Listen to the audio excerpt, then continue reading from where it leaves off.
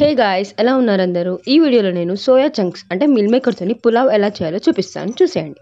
వాటర్ని బాయిల్ చేసుకొని ఆ బాయిల్ చేసుకున్న వాటర్లో సోయా చంక్స్ని యాడ్ చేసి ఒక 2 మినిట్స్ ఉంచేసి వాటర్ డ్రైన్ చేసుకొని పక్కకు పెట్టు. కుక్కర్లో ఆయిల్ వేసుకొని అందులో జీరా ఇంకా స్టోన్ ఫ్లవర్ అంటే బండ పువ్వుని వేసేసుకొని అందులోని ఆనియన్స్, మిర్చి వేసేసుకొని మంచిగా ఫ్రై చేసుకోవాలి. అవి మంచిగా ఫ్రై అయిన తర్వాత అందులో టొమాటోస్ వేసేసుకొని కొద్దిగా ఉప్పు యాడ్ చేసుకొని ఫ్రై కానివ్వాలి. ఇంకొక బౌల్‌లో మనము డ్రైన్ చేసి పెట్టుకున్న సోయా చంక్స్‌ని ఏసేసుకొని, అందులో మసాలాస్ యాడ్ చేసుకోవాలి.